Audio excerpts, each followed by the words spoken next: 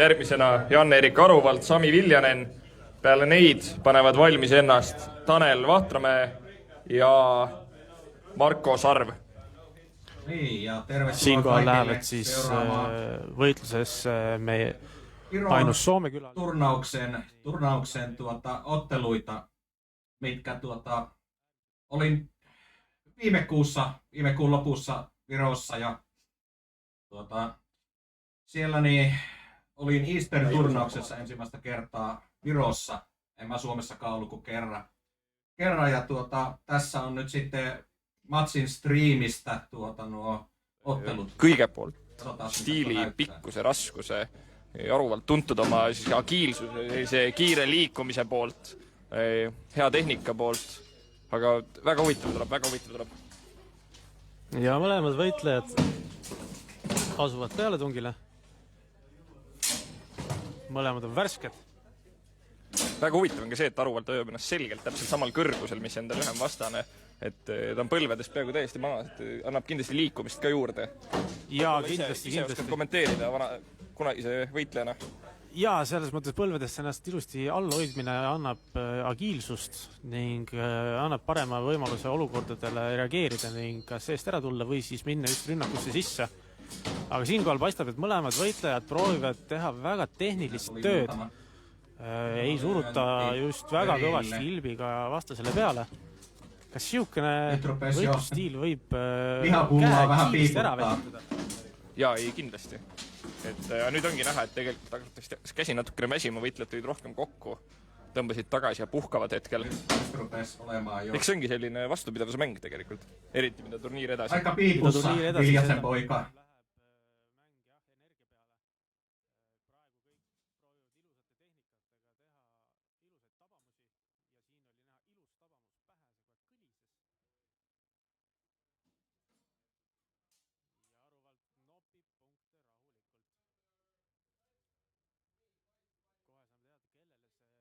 Siinä oli ensimmäinen erä.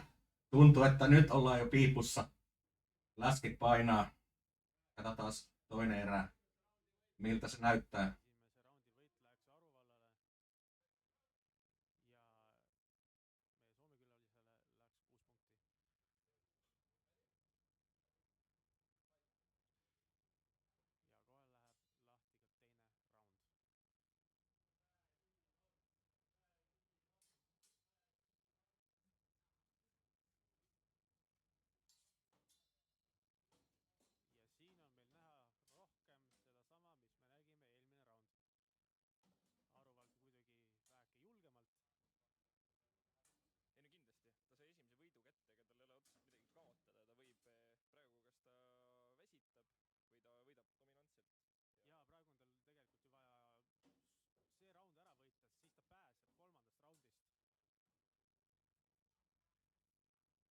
Tuossa rupesi olemaan jo.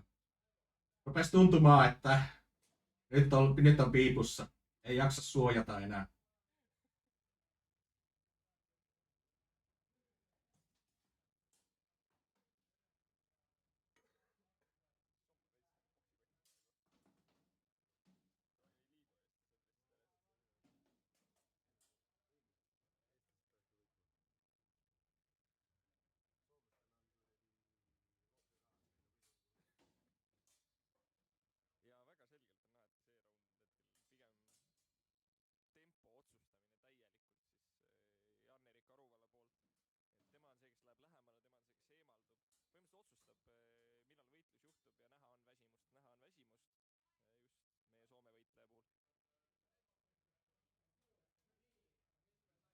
No niin, siinä oli ensimmäinen ottelu. Vähän oli väsymystä.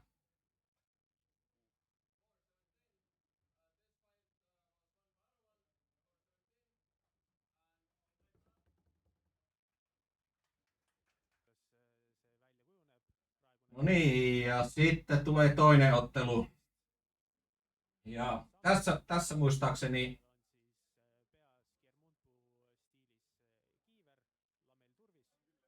kaveri löi pikkasen lujempaa.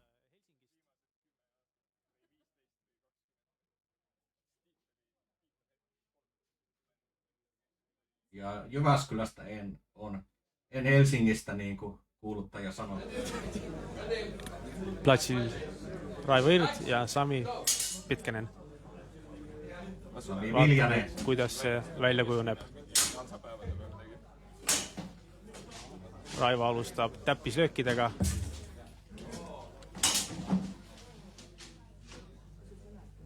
Mõlemad võitlejad kaaluvad oma võimalusi, mõõdavad oma vastast.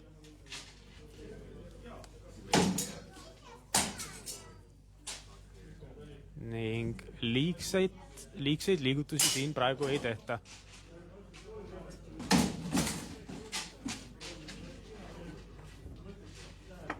Väga tasavägine võitlus, kuid tundub, et Raivo siiski on tehniliselt veidikene üle.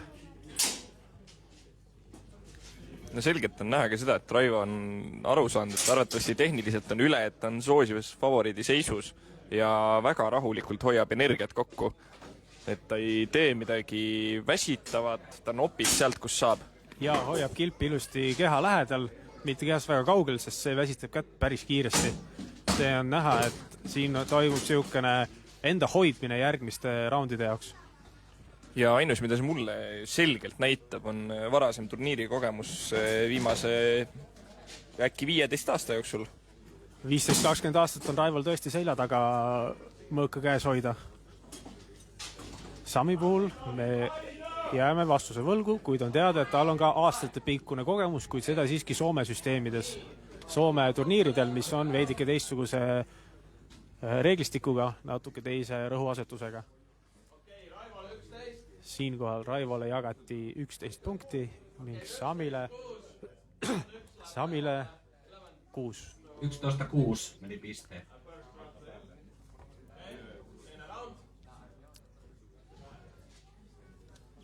Toinen erä.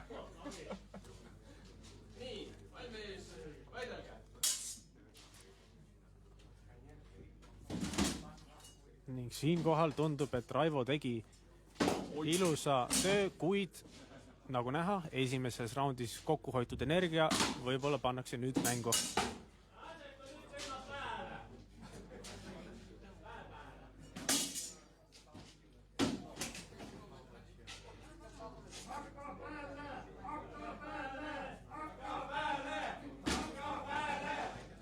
Ja kuulda on rahva seast ergutussõnu Samile, hakkab pääle, kuid selliste tavamustega pähe väga peale hakata ei taha. Kuulda on väga rasket hingamist ka siia ülesse meediapulti. Paistab, et võitlejad on väsinud. Kuid samas siin paistab, et kumbki ei lähe agressiivsuse peale välja. Ei tea, kas mõlemad võitlejad on oma punktiseisus nii kindel või oma dominantsis nii kindlad, kuid praegu paistab, et Raivo surub vaikselt peale ning nopib neid punkte.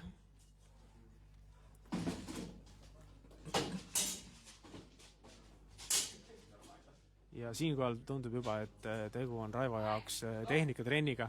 Need olid väga ilusad tavamused Samile pähe, mis oli ka siukene muster tehnika esimese löögi näol. Number 1 löögi näol. 12-4 piste. Ja see round ilma üllatuseta läks Raivole. Ning järgmisena